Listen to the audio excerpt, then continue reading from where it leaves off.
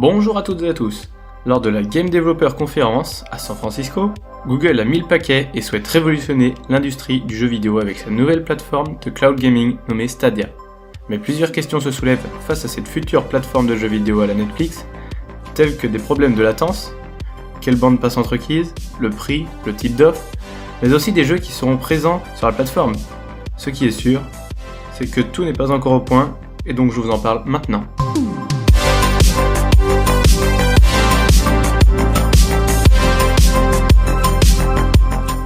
C'était il y a quelques jours, lors de la Game Developer Conference aux États-Unis à San Francisco, Google a décidé de présenter sa plateforme de jeux vidéo, Stadia, qui devrait arriver durant l'année 2019. Stadia est un mot latin signifiant le stade. Le stade est un lieu où l'on peut être acteur en tant que joueur ou spectateur en tant que viewer. Google souhaiterait donc rassembler tout le monde sur sa plateforme comme dans un immense stade. Ce qui est assez fou, c'est que Google proposerait un accès quasi instantané à toutes sortes de jeux, même les plus exigeants graphiquement, et depuis n'importe quel écran. PC de bureau, PC portable, smartphone, tablette ou téléviseur via Chromecast. La seule condition serait de disposer d'une connexion internet haut débit. Lors de leur conférence, Google a dit que leur objectif est de rendre ces jeux accessibles dans des résolutions allant jusqu'à de la 4K et 60 images par seconde en HDR avec un son surround. Mais l'un des problèmes les plus horribles pour les joueurs serait la latence. Qu'est-ce que la latence ? Eh bien c'est la différence entre le moment où l'on appuie sur une touche et le moment où l'action se produit. Et comme on peut le voir, le tout a l'air de fonctionner correctement. Mais si l'on regarde minutieusement, on peut se rendre compte qu'il y a un petit décalage à ce moment, alors qu'ils ont dû mettre en œuvre tous les moyens pour éviter ce genre de problème. Donc est-ce que tout le monde pourra jouer avec Stadia ? Je ne pense pas. N'hésitez pas à dire ce que vous en pensez dans les commentaires.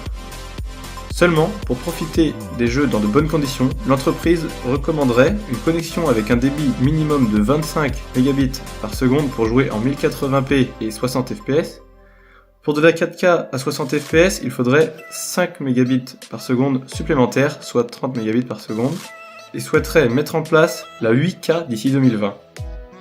Dans les deux premiers cas, impossible d'atteindre ces débits quand on dispose d'une connexion ADSL, et difficilement quand on est en VDSL.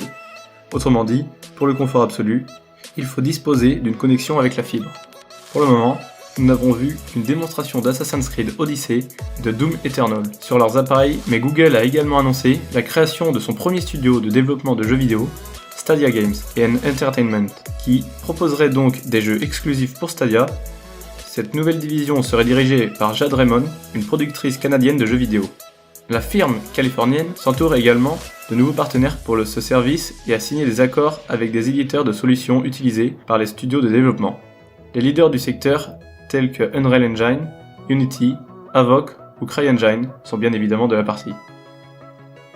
Pour couronner le tout, ils ont présenté leur manette custom sous 3 différents coloris que voici. Je trouve que cette manette connectée en Wi-Fi reprend un peu le meilleur des manettes de ses 3 concurrents principaux, tels que les joysticks creux des manettes d'Xbox, la disposition des touches et des joysticks comme celle de Sony, et la forme de la manette Switch Pro de Nintendo. Pour vous donner une idée de la puissance, Google a dévoilé une partie de la fiche technique des machines derrière son service Stadia. Ce dernier exploite un CPU et un GPU produits par AMD, et il s'agit de puces personnalisées bien sûr. Autrement dit, elles ont été spécialement conçues pour les besoins de la cause. Le processeur x86 serait cadencé à 2,7 GHz et proposerait 7,5 MO de cache L1 plus L3. Nous n'avons pas d'informations concernant le modèle précis de carte graphique, mais Google a fait savoir qu'elle était capable de fournir une puissance de 10,7 teraflops, soit plus de 2 fois la puissance du GPU de la PS4 Pro. Enfin, la mémoire RAM serait d'une capacité de 16 Go. Pour l'heure, la date de sortie précise n'a pas été communiquée, mais Google assure que le service Stadia sera lancé durant le courant de l'année 2019.